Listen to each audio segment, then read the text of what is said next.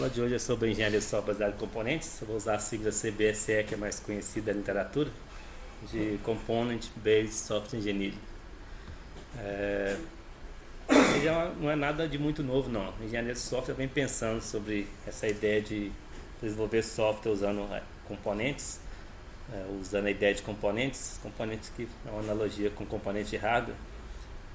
Isso já vem sendo pensado há muito tempo, desde a década de 90, mas não tem tido tanto sucesso ainda. Quando foi lançada, pensava que poderia ser uma forma que ia pegar, que a indústria ia adotar isso, componentes, e todo mundo ia começar a fazer componentes de software, e os softwares iam ser montados como se monta um hardware, através de componentes plugados numa placa-mãe, seja lá o que for essa placa-mãe de software, e aí, conforme você montava os seus componentes, você tinha uma configuração diferente do seu software.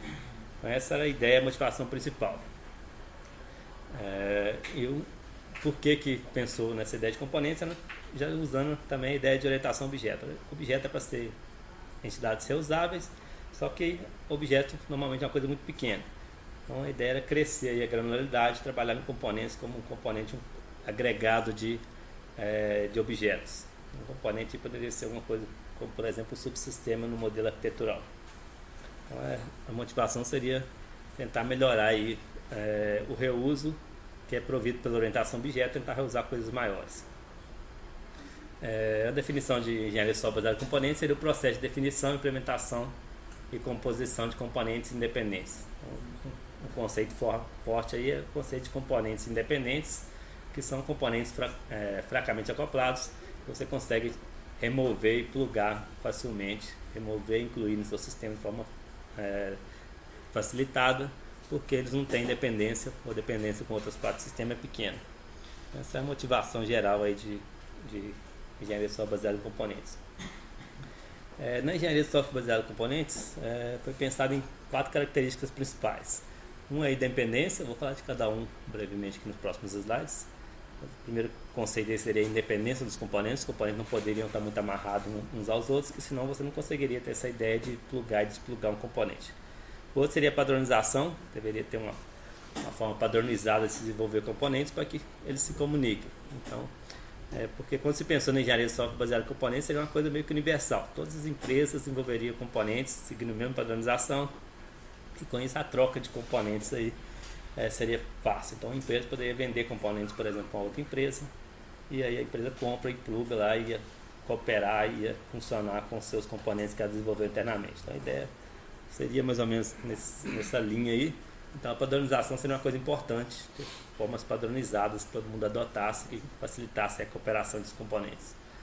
Um outro conceito importante é o conceito de MIDA, que seria, fazendo analogia com hardware, aí seria a placa-mãe, seria onde os componentes são plugáveis. Isso aqui é software também, mas seria um software que é responsável pela comunicação, pelo funcionamento de um componente com o outro.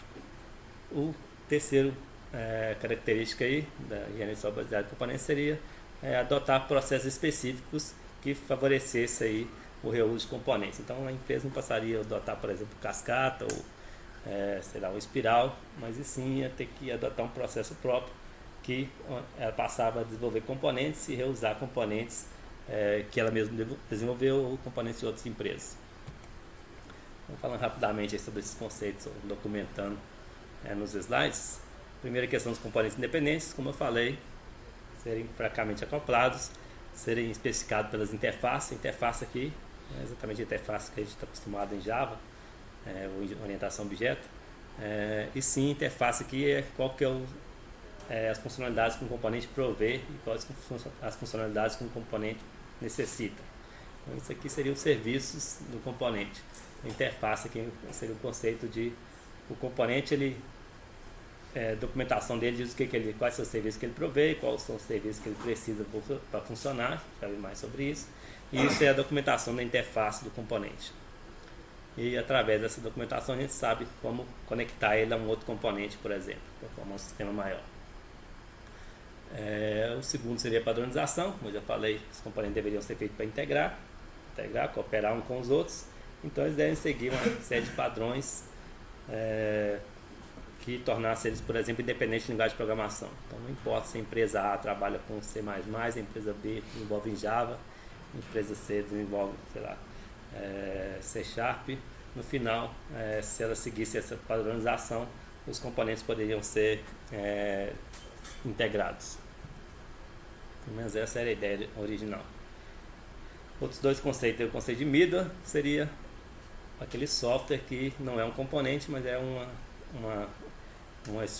infraestrutura que permite os componentes se comunicarem. Então, por exemplo, permite a comunicação dos componentes, permite alocar recursos a componentes quando um componente precisa. Um componente precisa usar a impressora. Aí ele comunica com a middleware, que faria mais ou menos um papel de sistema operacional e que ia alocar aquele recurso para aquele componente. Estaria uma camada acima do sistema operacional. Gerenciamento de transação, por exemplo. O componente ele precisa, um recurso precisa ser compartilhado entre vários componentes, então tem que haver um controle de transação que poderia ser provido pela middleware. Também é chamado lá no capítulo de modelos de componente, a gente vai ver daqui a pouco. Outra característica importante é ser o processo. Então, quando você vai adotar componente, a ideia é que você desenhasse o processo da sua empresa de tal forma que componente fosse o elemento máximo do seu processo. Eu trabalharia em função de desenvolver componentes e integrar esses componentes.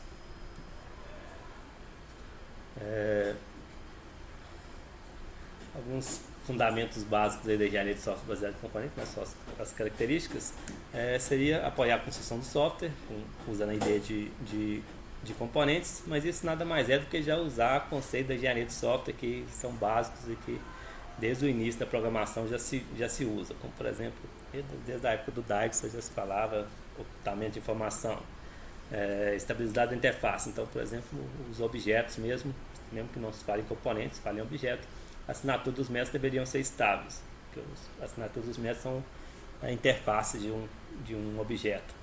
Então deve ser estável, porque quando você muda a assinatura do método, que seria a interface do objeto, você pode propagar essa mudança para outros lugares e afetar outras partes do sistema. Se você mantém a interface estável, o seu sistema sofre menos alteração. Então são conceitos que já existem mesmo antes de surgir a engenharia de software baseada em componente, ocultamento de informação, que é você não expor demais informações internas do seu módulo, do seu objeto, do seu componente, estabilidade da interface e reusar o uso de serviço aí, você não precisar reimplementar uma coisa que você já implementou antes. Então são conceitos básicos que já existiam antes e foram incorporados aí, são fundamentos da engenharia de software baseada em componentes. Então está documentando aqui o primeiro ocultamento da informação, detalhes de implementação seriam ocultos, de tal forma que só é externado, só é mostrado aquilo que é realmente relevante, que é a interface de um componente, que seria o equivalente à interface de um objeto aí. Então a implementação interna pode ser alterada, mas tentando não mexer na interface e ocultar os detalhes internos. Segunda, a estabilidade. Então a interface tentar ser estável de tal forma que quando você remover um componente e plugar outro, se seguir a mesma interface, é fácil você substituir. Ou é fácil você alterar internamente um componente e melhorar ele sem ter que impactar em outras partes do sistema, desde que você mantenha a mesma interface. Você pode inclusive evoluir um componente incluindo novas funcionalidades e manter aquelas funcionalidades antigas lá e manter aquela interface antiga com novas funcionalidades sendo incluídas. Então a evolução aí poderia ser feita mantendo a estabilidade também. No final, o objetivo seria o reuso. Um componente seria um conjunto de serviços que são reusados, então você não precisa reimplementar uma coisa que já está disponível em algum componente. Padronização seria um dos pilares, como eu já disse, da engenharia de software baseada em componentes.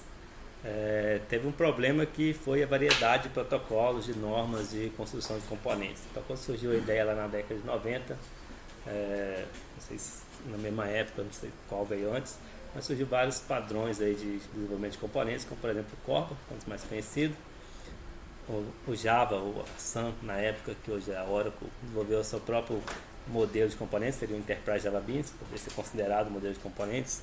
O Con, que eu acho que, se eu não me engano, era esses dois que são da Microsoft, .NET. Então seriam regras de se desenvolver componentes, ou poderiam ser vistos como isso, como regras de desenvolver componente, Não é universalmente aceito esse conceito, está lá no livro esses exemplos, e tem um livro muito conhecido de componentes também, acho que eu coloquei na literatura esse lá, que é o Beyond Objects, uma coisa componentes, movimento orientado a componentes, não me lembro, acho que está na literatura aí, na bibliografia da aula, que mostra como cada uma dessas tecnologias aí, tem vários capítulos desse livro, cada capítulo é sobre alguns dos capítulos são sobre essas tecnologias, e aí mostra como que a tecnologia pode ser adotada para desenvolver componentes. Então eu recomendo quem quer se aprofundar nesse assunto aí, pegar esse livro, tem na biblioteca, por exemplo, como que seria a tecnologia Enterprise Java Beans para se desenvolver componentes usando os conceitos de engenharia de software baseado em componentes, ou Corba, ou com .NET. Então, tem lá os exemplos, tem lá capítulos do livro que discute essas tecnologias. O livro é um pouco antigo, então não está tão atualizado com relação à modernidade das plataformas aí, mas muitos dos conceitos permanecem. Como existiam várias padronizações, então ficou difícil a adoção. Então quem adotava Copa, por exemplo, não tinha compromisso de se comunicar com quem adotava a Enterprise Java Beans. Então havia esse problema aí das diferentes padronizações, e com isso os componentes não se falavam se eram feitos seguindo diferentes padrões. Além disso, houve uma complexidade muito grande aí das normas dos protocolos que compunham essas coisas, e acabou não pegando como se esperava. É normal haver uma confusão ou ter dificuldade de entender qual que é a diferença entre componentes e objetos. Um objeto é uma coisa que a gente já usa no dia a dia de programação, quem é programador, e quando se fala em componentes parece que é a mesma coisa. Tá? Então componente e objeto é a mesma coisa. Isso é normal, essa confusão, porque quando você implementa componentes, mesmo que a empresa desenvolva seguindo os conceitos de engenharia de software baseada em componentes, ele vai usar uma linguagem orientada a objeto, uma linguagem tipicamente, sei lá, Java, C++, ou qualquer outra linguagem que é tecnologia orientada a objeto. Então se confunde um pouco qual é a diferença entre o objeto e o componente, já que a implementação, no final das contas, é a mesma coisa, na mesma linguagem. Mas lá no livro, e tem algumas coisas aí que são aceitas como diferenças entre componentes e objetos, além da granularidade, que uma coisa que você poderia falar um componente é uma coisa maior, um objeto menor, um componente tem vários objetos. Mas só isso não é suficiente, porque tem objeto aí muito grande também. Você criar um objeto aí com, sei lá, com 10 mil linhas de código. Então só a questão da granularidade não é decisivo para diferenciar objetos de componente. Um conceito que é assumido como diferença é que componentes podem ser implantados, quer dizer que o componente já está pronto. Você não precisa compilar ele. Seria, por exemplo, usando a tecnologia Java, um jar da vida, até mesmo um WAR. Então você não precisa compilar, o componente está compilado, você simplesmente copia ele para o sistema e ele já passa a funcionar automaticamente. Enquanto em objeto você programa o objeto e compila ele por uma plataforma, por exemplo. Seria uma diferença, mas não é decisivo também. Na verdade, o que difere é um conjunto de características, que essas várias características que eu vou discutir. Por exemplo, um outro fator que pode ser usado para diferenciar seria a questão de um componente que não tem tipo. Então um objeto ele é de uma classe, essa classe define um tipo, e você pode instanciar vários objetos a partir daquela classe. Todos os objetos que você instanciar vai ser daquele tipo. Enquanto o componente não tem esse conceito, você não instancia o componente, você copia mesmo um elemento, você copia de uma máquina para outra e você não está instanciando isso, não é o mesmo conceito de instanciar. Então você não está criando vários objetos a partir de um componente, o componente por si só já é o final, você não precisa instanciar um componente.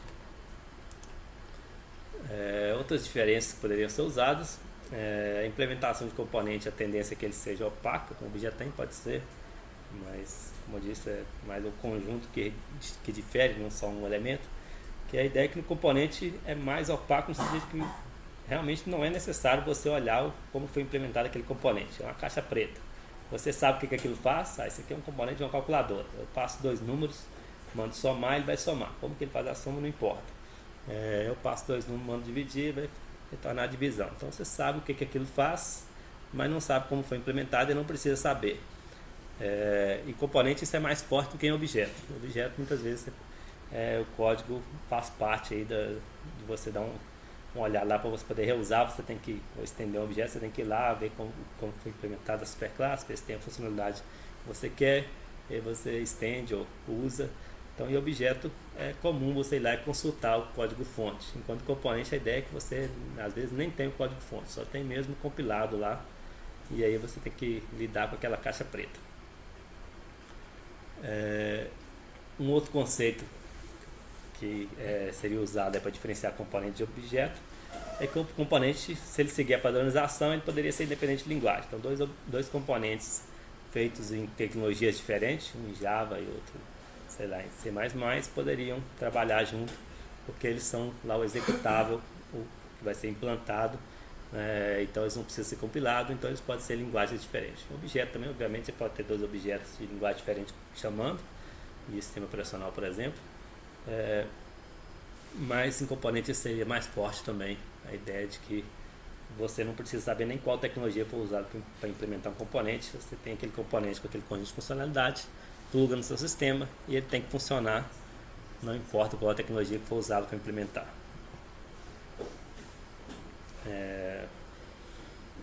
Outras diferenças aí, tem várias no livro, acho que eu nem trouxe todas aqui, mas só algumas delas.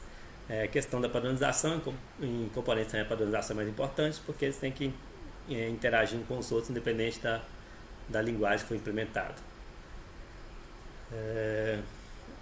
Então, mesmo a mensagem final seria que mesmo se os componentes forem desenvolvidos em linguagens diferentes, eles vão se integrar facilmente. Então, esse seria o objetivo final de componentes, você conseguir integrar componentes independente de como que eles foram desenvolvidos. Vou passar alguns conceitos aqui de componente, se eu não me engano é a seção 17.1 do livro. Rever um pouco o início lá que eu já disse de engenharia de software baseada em componentes, mas agora olhando para um componente específico. O que seria um componente, então, na engenharia de software baseada em componentes? Seria uma unidade de software independente, que pode ser composto com outros componentes, e no final ele forma um sistema completo aí, com todas as funcionalidades que precisa.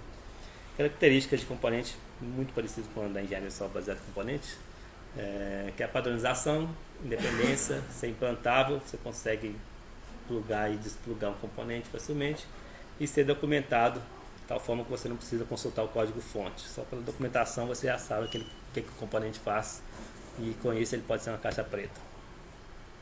Então, resumindo aí essas coisas, questão da padronização, ele tem que ser padronizado para facilitar a integração com os componentes, tem que seguir a mesma metadado, a mesma interface, seguir as mesmas regras de comunicação, que aí, ou mesma regra de implementação, que aí quando você plugar ele lá, ele vai conseguir trabalhar com o resto do sistema mais facilmente.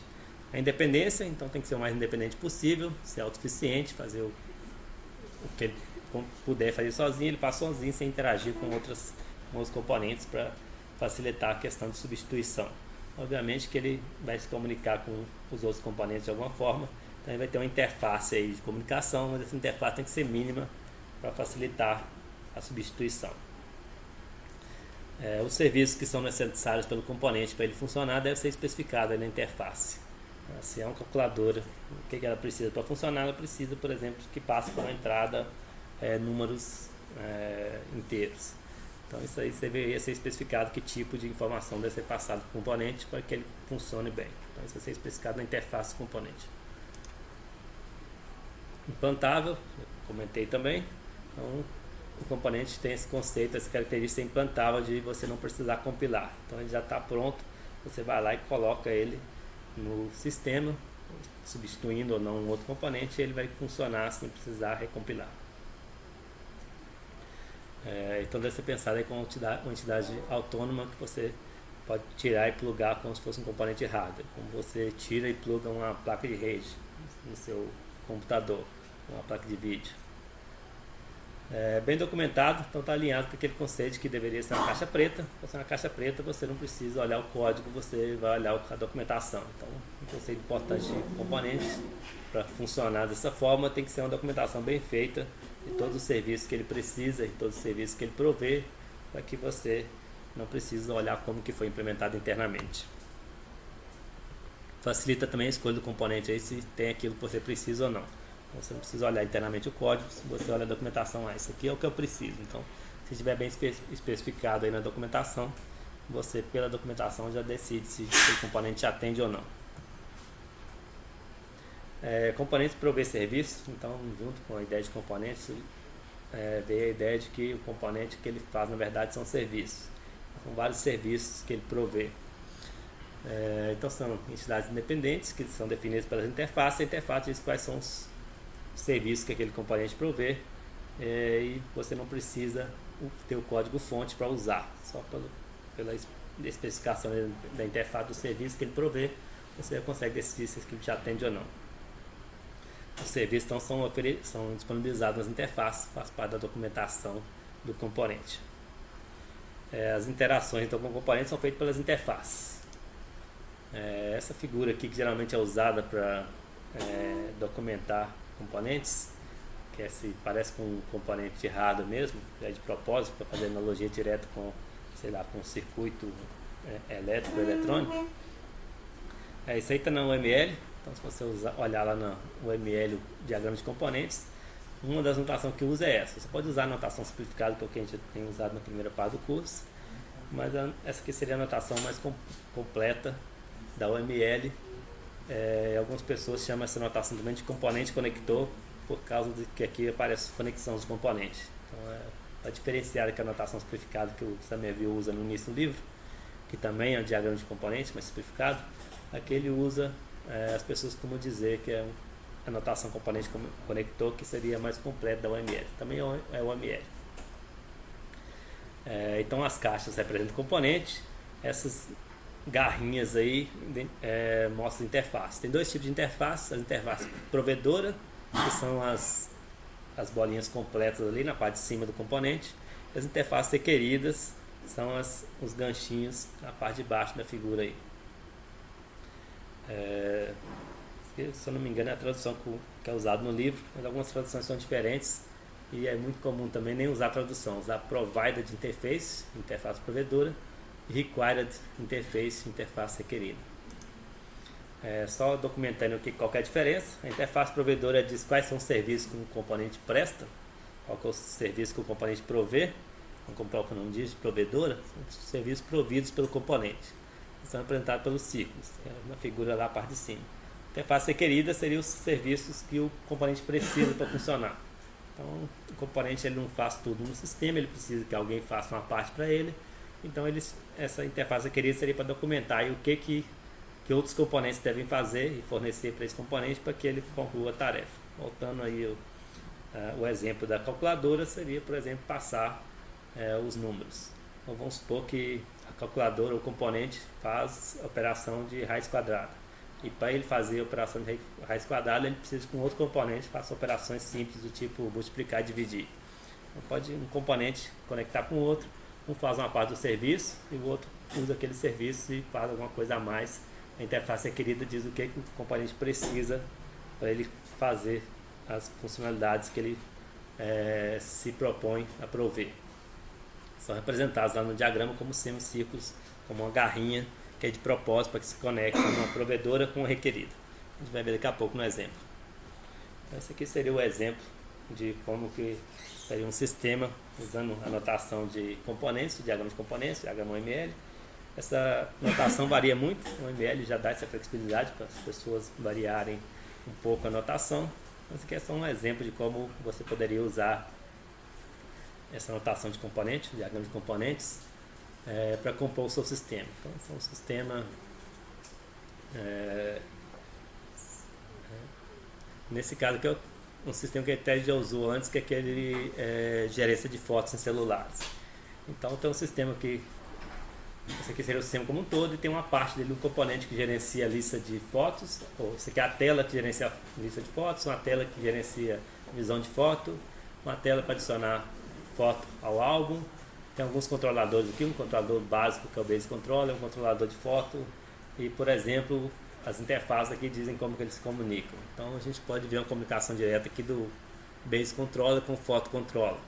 Tem duas interfaces provedoras aqui usadas nessa comunicação, e o Photo Controller tem duas interfaces requeridas aqui que se conectam diretamente às duas provedoras. Tem outras também interfaces que se conectam a outros componentes. Pode ter, por exemplo, uma interface provedora, como por exemplo o Control Photo, que é conectada com várias requeridas. Então isso aqui parece ser quase um círculo completo, mas na verdade são vários ganchinhos que na figura aí ficou parecendo como um ganchinho só. Na verdade são vários ganchinhos de vários componentes diferentes que se juntaram aqui nessa interface provedora. Então um serviço pode ser provido por um componente, pode ser usado por vários clientes. Então todos esses clientes aqui, todas essas telas usam essa interface provedora Control Photo. O contrário também é possível.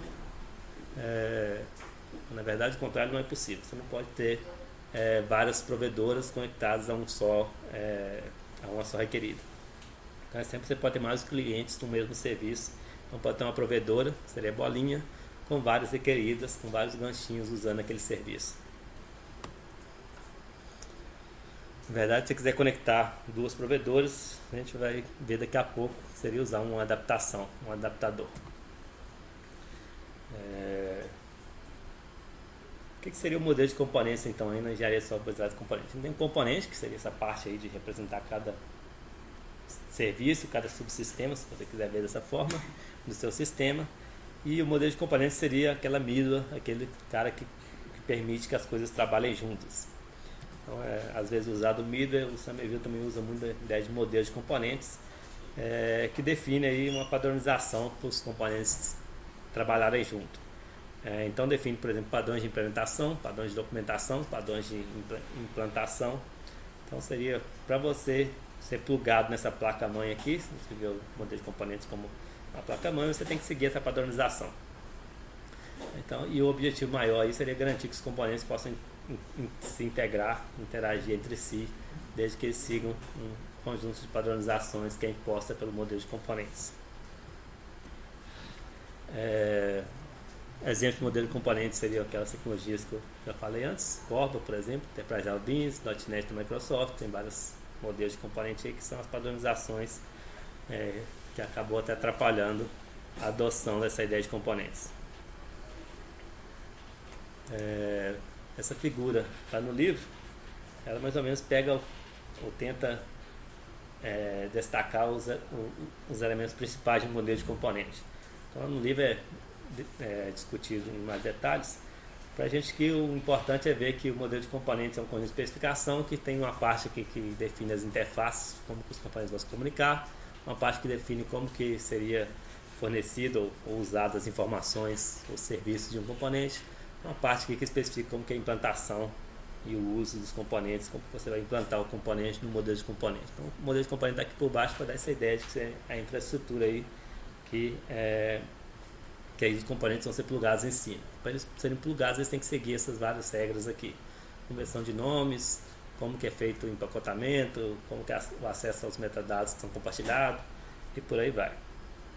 No livro, discutindo um pouco mais de detalhe, eu vou focar aqui só nos três elementos principais, que é a interface, informação de uso e a questão de implantação aí.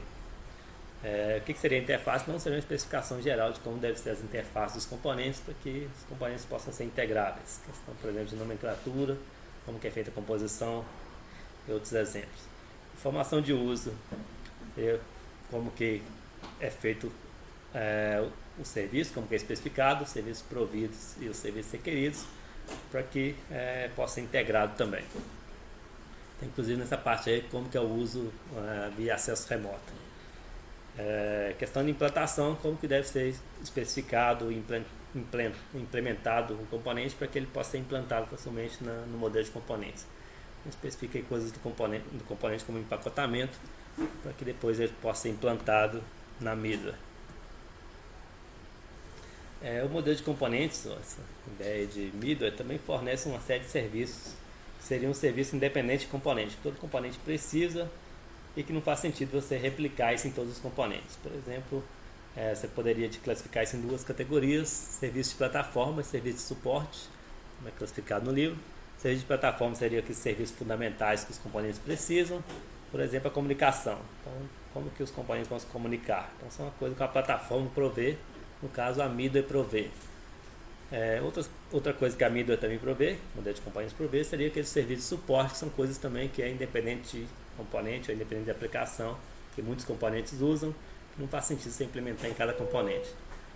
como questão de acesso aos recursos, por exemplo, questão de persistência dos dados. Então, como que é feita essa persistência, o modelo de componente pode prover esse serviço para que não tenha que ser replicado em todos os componentes. Essas duas figuras aí estão lá no livro, faz uma listagem aí de o que são serviços de suporte. Todos eles são serviços que podem ser providos pelo modelo de componente, pela Amida, que os componentes não precisam implementar diretamente, eles vão usar isso do modelo de componentes. Por exemplo, serviço de suporte, só exemplos aqui, questão de gerenciamento de componentes, da concorrência, da persistência, transação entre os componentes, ou transação que seria acessos concorrentes ao mesmo recurso, proteção dos dados, gerenciamento de recursos. Esse aqui seria um serviço chamado serviço de suporte, e de baixo, serviço de plataforma. Serviço de plataforma, por exemplo, questão de endereçamento, como que é definidas as interfaces para se comunicarem, tratamento de sessões, o gerenciamento de sessões. Se por um acaso um componente gerar uma exceção, essa exceção vai propagar para o modelo de componentes, para a Amida. Então a Amida tem que saber tratar isso de alguma forma. Então não que o componente não faça sua gerência de exceção, que no caso seria uma exceção que vai além do escopo do componente. O componente lançou uma exceção que quem iria tratar é um outro componente, por exemplo. Então isso aí vai acabar indo para a Amida, e a Amida vai encontrar o tratador adequado. Comunicação, então seria um serviço de plataforma em como os componentes se comunicam. Essa primeira parte aí do livro está no início do capítulo 17, até a seção 17.1. Eu coloquei aqui a bibliografia adicional, que é aquele livro que eu falei de componentes, que vale a pena ler. Eu não vou cobrar na disciplina, mas vale a pena ler para quem quer se aprofundar aí nessa ideia de engenharia de software baseada em componentes. Então, o livro do Clement Sapersky, Component Software Beyond Object Oriented Programming. Então, seria um livro de componentes. Entre outras coisas, tem capítulos que discutem cada tecnologia daquelas que foi citado, que Corba, Java, Microsoft, por aí vai.